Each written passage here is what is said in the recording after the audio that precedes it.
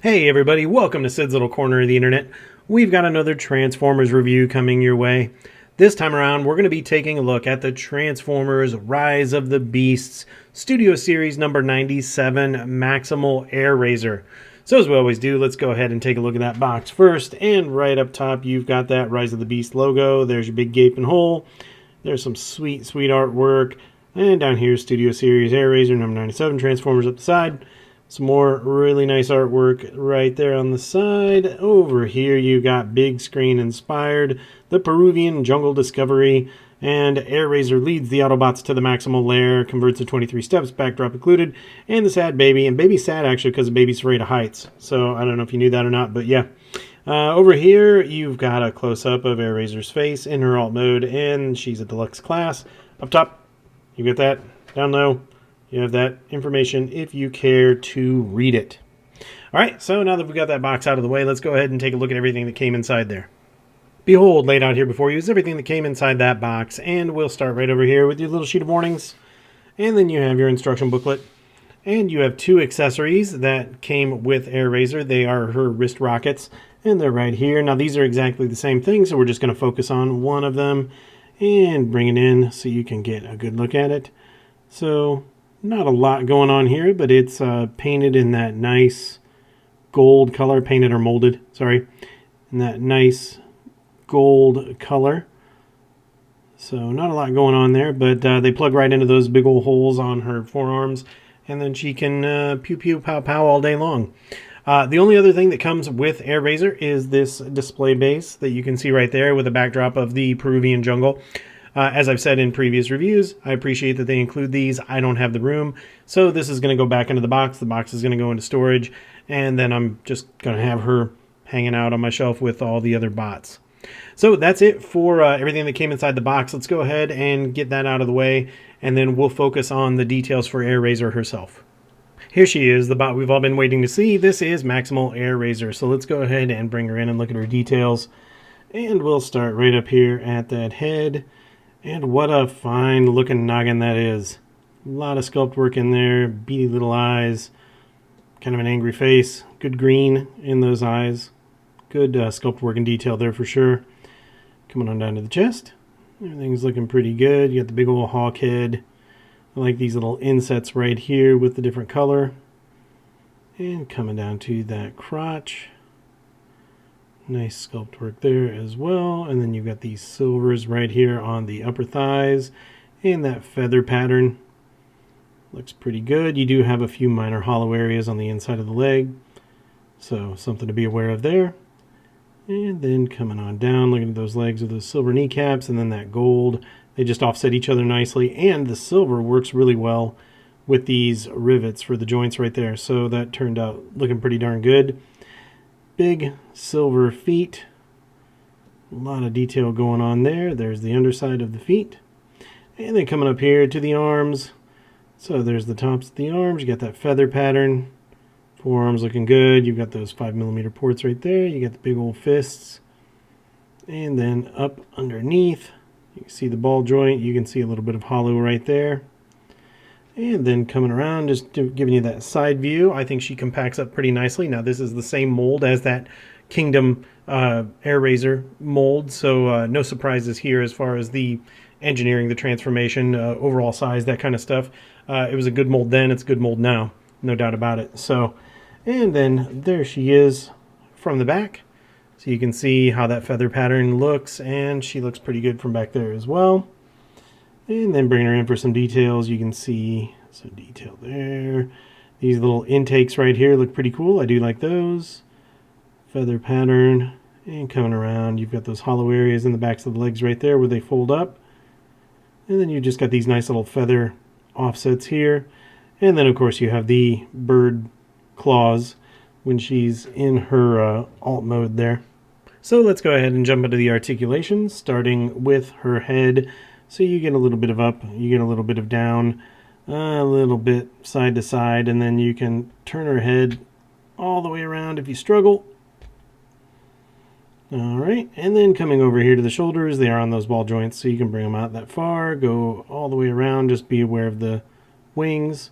And then at the bicep, you get 90 degrees, and you get rotation right there. Down here, you actually get some wrist angle, if you want to do that. Again, nothing we haven't already seen with the other Airazor figure. You do have a little bit of waist rotation here. Now the problem is, because of this indentation for the beak of the bird, you can't really utilize this waist rotation like this, but if you pull that out, and then you can move that waist around, and it doesn't really detract from the overall look. So if you want to put her in an action pose where she's turned at the waist, you can easily do so. It's not that big of a deal. And coming down here to your thighs, you can get a full split out of her. Bring those back down. Down here at the actual thigh itself, you don't get any rotation. Everything you do is down here at the knee. But forward kick, you can forward kick that far. And back kick, you can back kick about that far before you start running into stuff. All right. Now, I will say that her knees are kind of loose. So, you know, she will do that on me the more I play with her. So I would have liked to have had these joints be a little bit tighter. All right, but anyway, at the knees, just above the knee, that's where your point of rotation is at. So you use that for transformation, and you also use that for that rotation. That is very tight. Knee bend itself is nice and deep. And then down here at the feet are on ball joints, so you do have some limited motion on those feet as far as ankle tilt. So you can tilt out, you can tilt in, you can bring the foot down and bring the foot forward a few degrees, and then you have this added joint right here that you would primarily use in your hawk mode, but you can also use in the bot mode if you want to do some kind of an action pose, which I do take advantage of as well. And then in addition to all that, you can of course do what you want with the wings. So if you want to flare them out, you know, something like that, if she's coming at you like this, you can flare them out right there. You can disconnect them and pull them out and then just have the full wing view if you care to do that. So that's totally up to you, but that is it for the articulation. There you go. There you go. Don't fall down on me. You're trying to fall down on me. Don't fall down on me. There you go. All right, so that's it for the articulation. We're going to go ahead and just talk about the accessories now, because there's, well, really not a lot that we want to talk about on the accessories. You get two of these. So basically what you're going to do is you're going to plug them into her forearms. And there you go. Yeah. I mean, it's not overly exciting. It's effective. She looks really good with them. There's no doubt about it. But there's not much else that you're going to do with these weapons. There's really nowhere else to plug them in. Nothing going on as far as blast effect compatibility in the feet. If you really, really tried, I mean, you can plug them in the arm, and you can have her hold them if you want to do that. And if you really, really tried and kind of pushed kind of hard, you know, you might be able to get a blast effect on the end. But it's not really designed for that. So kind of a bummer there. I think it was a missed opportunity. But yeah, there you go. So that was details, articulation, and accessories. So now we're just going to jump into the transformation. I've done this transformation in my Kingdom Airazor video. I'm going to do it again here, but I'm going to be kind of quick about it. So if you miss any steps, refer back to my Airazor video, and I go nice and slow in that one. So just like the Kingdom Airazor figure, the first thing that you're going to want to do is you're going to want to take these feet. You're going to rotate these feet around 180 degrees. And that way you've got the claw out toward the front. So do that on both sides. I'm going to go ahead now and rotate my leg at the knee 180 degrees. So she's facing that way, just like that.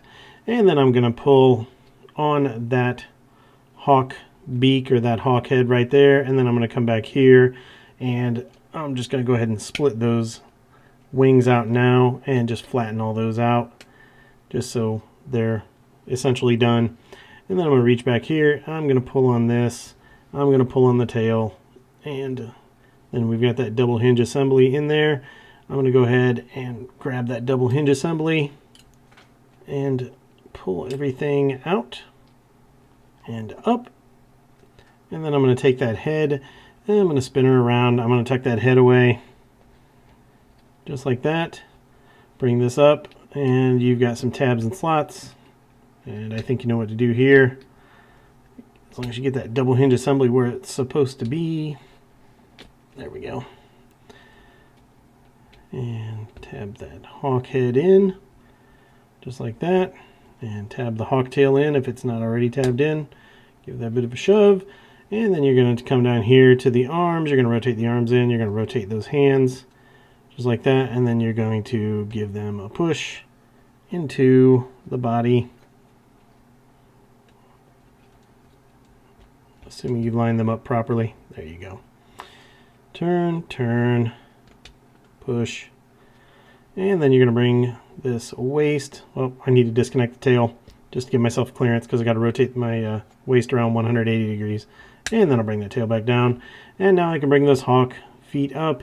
You've got slots, you've got tabs. You're going to lift them up. You're going to push them in. You're going to lift them up.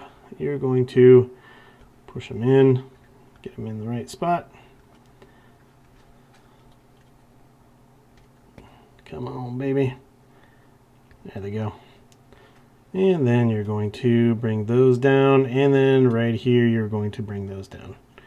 So, dun, dun, dun, dun, dun. She's not pretty because I went quick, but she is now a bird. And here she is in all of her glory in her alt mode. And I thought I'd just go ahead and throw her on the turntable here real quick so you could get that full 360 unobstructed view. Gives me a chance to talk about a couple of other things as well. Number one, as you can tell, she does have flight stand compatibility. So she does have that small port on her underside positioned in just the right spot so you can get her in some nice dynamic action poses. Secondly, one thing that we didn't talk about during the transformation is right here. So these are her accessories, her little blasters or her missiles or whatever you want to call them. You do not have to remove these at all for transformation. So it's actually part of the transformation. If you want to leave them on, you just flip them around 180 degrees. I'll show you in the alt mode back to bot mode transformation what I'm talking about. But yeah, so that's where they go in her hawk mode as well. And I think overall, man, this thing is really pretty. I do very much like this mold. I liked it when it was the Kingdom mold. I like it now. So now that I've gotten a couple 360s out of her, we're going to go ahead and get this turntable and the flight stand out of the way and bring her in, and we'll take a look at some details there. Now that we have that turntable out of the way, let's go ahead and bring our Razor in so we can take a look at her sweet looking alt mode. And we're going to start right over here with the head. So you've got that silver beak. There's her little hawk mouth right there. You can open it up that wide. If you look close, she's got little tiny serrated ridges, not quite teeth, but serrated ridges in there. And then got the green eye. Pay no mind to the big screw. We're not going to talk about that guy. And then coming over here to the side, you can kind of see how she folds up and everything comes together real nicely there. These feathers in the alt mode are a really nice touch. Big old claws, and then there's the underside of the wings. And coming around to the back. Everything looks pretty good there. She does kind of look like she's just doing some squats from her bot mode there. But hey, you know, for this price point, I think it turned out looking pretty darn good. The left side is very much like the right side, except for the lack of a screw on the head. So much better. Alright, so here she is from the top with that nice broad wingspan. And here she is from the bottom, looking good there as well. So as far as articulation in this mode goes, you do have the ability to turn this head. You could go all the way around if you want to do that. And then they've got that little spot for a fingernail there, so you can open that mouth up or keep that mouth closed. You can do all kinds of stuff here with the wings. I mean, you could bring them up, you could bring them down, you could, you know, double them up, you could flip them. I mean, your choice, kind of where you want to go with it. Bring them up like that, sweep them in, you know, so if she's dive bombing somebody, you know, she could do that, which, by the way, we need to see Dive Bomb, the Predacon Dive Bomb. They need to do that. Bring that one into a movie. Anyway, so yeah, you've got all kinds of stuff that you can do with the wings there. Very, very cool. Down here at the legs, you are technically locked in at the hips up here, so you've got that tab right there. However, you can, you know, bring the legs out like that if you want to have her sweeping down like to capture something. It would have been nice to have had some articulation here, but it is what it is. So you can move at the knee, you can rotate right there at the knee as well, and then you can bring those claws forward like that, or bring them down like that, and then that limited range that you have on that ball to do with what you want on the feet. So now I'm not going to be able to get her balanced very well again. But that pretty much covers... Oh, look at those wings. We can't do that. Come on now. At least have a little bit. It's a little bit better. So that pretty much covers everything in her alt mode with the details, the articulation. We talked about those accessories. The accessories are right there, plugged into her arms. So now what we'll do is we'll go ahead and we'll get into those alt mode comparisons. For our first comparison, I figured I'd bring in a G1 bird. So on the left, of course, is that Rise of the Beasts Airazor, and on the right is the G1 Buzzsaw, which is the twin to Laserbeak. So give you a sense of size there. Moving on to our next comparison, here we see a couple of Rise of the Beast buddies. Of course, Airazor on the left. On the right is the Voyager class Cheetor. So you can see how a couple of those maximal beasts look together. I don't know about you, but I think they look pretty good. And for our final alt mode comparison, here we see a couple of Airazors hanging out. On the left, of course, is that Rise of the Beast Airazor, and on the right is the Kingdom Airazor, which is what she's based off of. Now, this is kind of deceptive. It's a bit of an optical illusion, in my opinion, because she just looks so much bigger than the Kingdom version. And to be fair, yes, the wings are bigger. There are a few things there. The feet are bigger. But the mold is essentially the same. The design, the engineering, the transformation, I don't really want to say the sharing of components, but overall size for most of the components is the same. It's just when you combine them all together, she just looks way bigger in this Rise of the Beasts mold. But yeah, I mean, you can see how these two look together. I'll give you a couple of different views here, but right here is kind of that 3/4 view. Here we see them from the back, and you can kind of see a little bit of what's going on here with the optical illusion. The legs, although her legs are a little bit longer, really where a lot of this gets made up is these legs get tucked way up more in close to the body than on the Rise of the Beast version. So this is more of a squatting fashion versus more of an actual folded up fashion, for lack of a better term. But yeah, you can see the similarities and the differences there, especially with the wings, just how much bigger the wings are here versus over here. And here's the final view that I'm going to provide here in their alt mode, just to show you really, I mean, we're talking about the chest and down in the crotch area. You can see the similarities and the differences, but just how they pull off that size difference here with Rise of the Beast versus Kingdom. Alright, that's going to do it for the alt mode comparisons, but one thing that I missed that I want to make sure that I talk about before we get back into that transformation is a point of articulation. So not only does this head turn and the beak will open and close, you also get, I'm going to do it on the non-screw side because I'm tired of looking at that screw, you also get the ability for her to look down and then come back up. And as she looks down, you can see that there is some detail in there as well. So you do have a pretty good range of motion for that head. Alright, so now that we've covered that, now we'll get back into that transformation. So let's go ahead and get Airazor transformed back into her bot mode, and the first thing that we're going to want to do is extend these legs out. So you're just going to give them a little pull right here and just disconnect right there at that little spot and pull that out, and then come on down, and then you're going to extend the rest of that leg out and bring this piece down and give it one of those. Let's do the same thing over here. Bring it on down, extend all that out, and everybody's happy. While you're down here at the legs, let's go ahead and twist. And I was going to do like a chubby checker thing, but I don't remember enough of the words. So we're going to let that lie. All right, so we twist the leg around, then we're going to twist the foot around, and then we're going to twist the leg around just above the knee.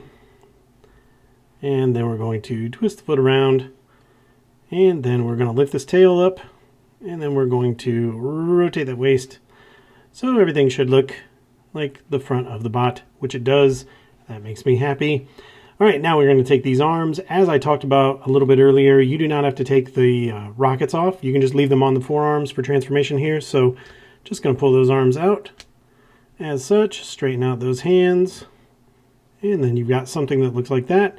Now we're going to come up here, and we're going to, if it hasn't already done it on you, we're going to pretend that didn't happen. There we go. Now we're going to come up here, and we're going to separate this piece from the headpiece, and you're going to open that up. That way it gives you an opportunity to flip that head around.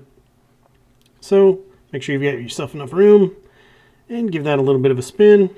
Put that approximately where it needs to be.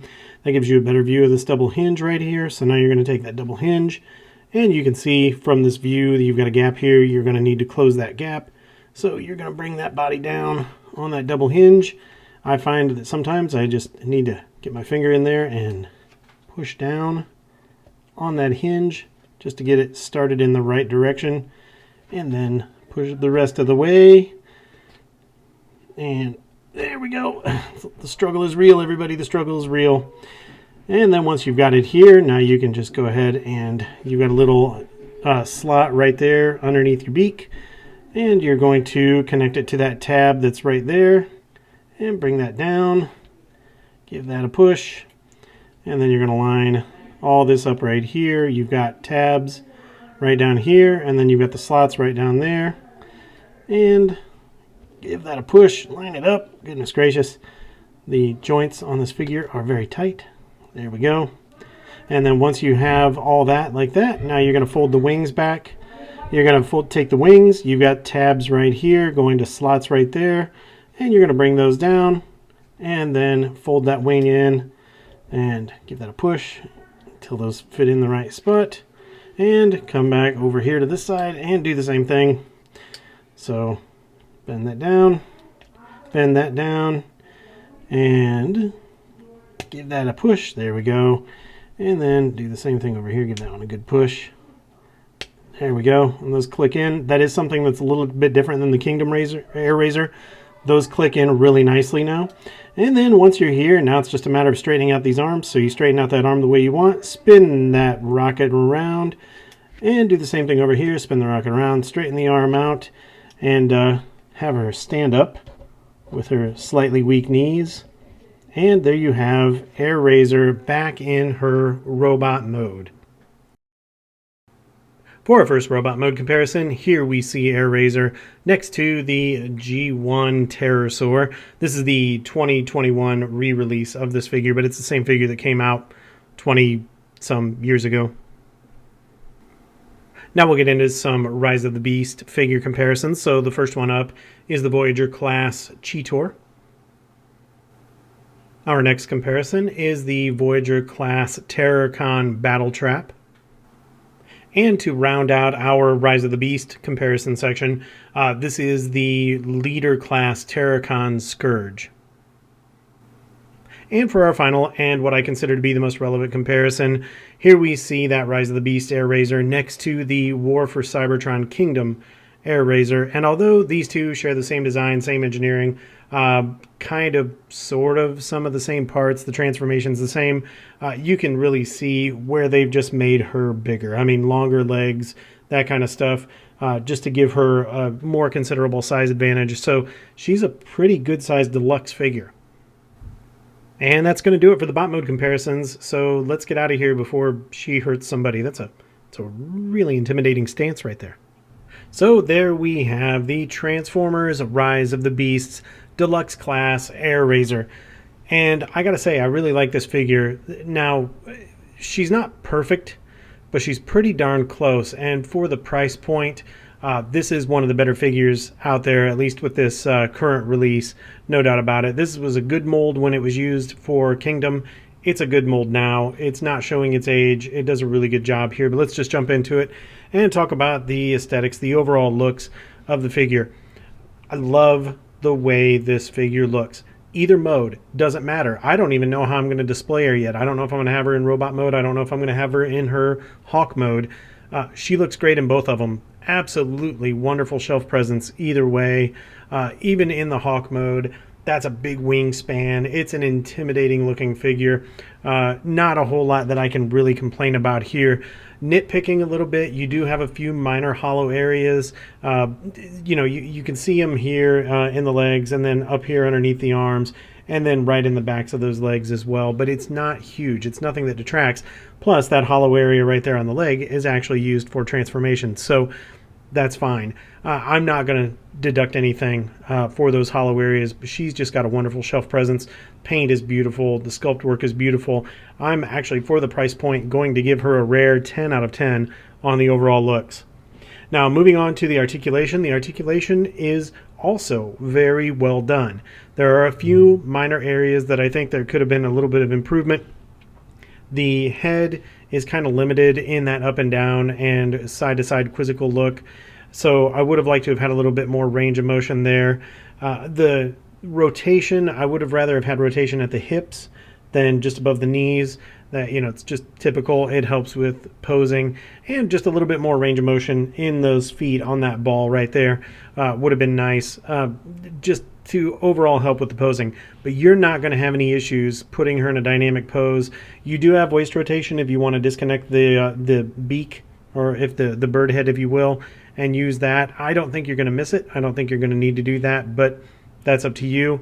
I think that all the articulation that you get in this figure is really well done and really makes it worth it. So I'm going to give her a 9 out of 10 on articulation.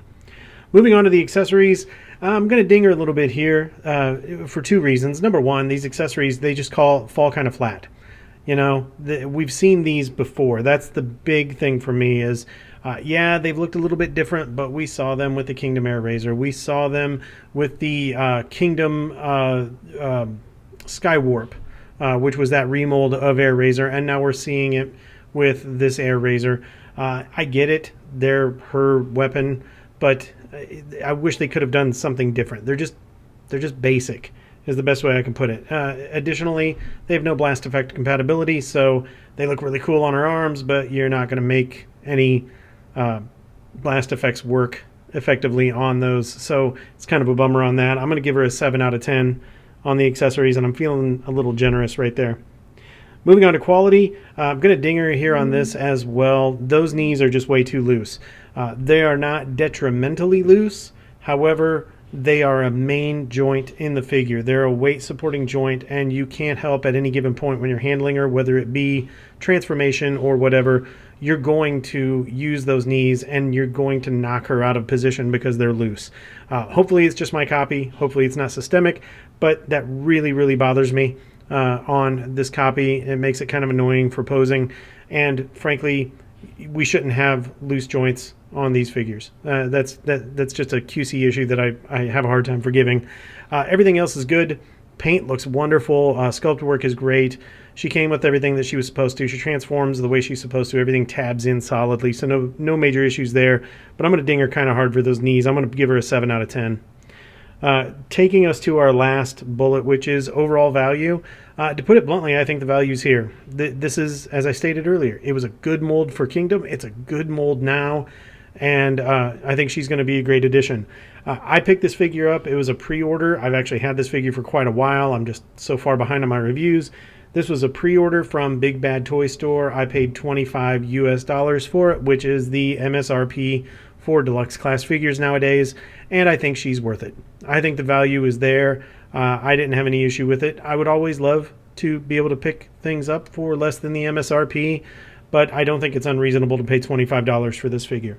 So I'm going to give her an 8 out of 10 for overall value. So that brings us to our grand total. Out of a possible 50 points, the Rise of the Beast Deluxe Class Airazor gets 41 out of 50, puts her at 82%, and I'm going to recommend this figure. I think she's something worth picking up.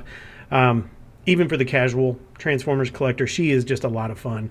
The transformation is pretty fun. It's relatively intuitive. It's got its little areas that are a little fiddly, but for the most part, she's just fun. She looks great on the shelf. One of those rare figures that's just really enjoyable in almost every aspect. So with that, that's going to wrap up the review. Hope you guys got some good information. I hope you guys got some entertainment out of it. And if you haven't already done so, be sure to hit the like button. Be sure to subscribe, leave a comment if you want to. And of course, the big favor, if you know of anyone who would like our channel or like what we do here, please share this video with them. Share the channel with them. Tell them about us. Helps us grow. And we love growing that community and talking to new people. So with that, that's going to wrap it up. Until we see you guys in the next review, take care.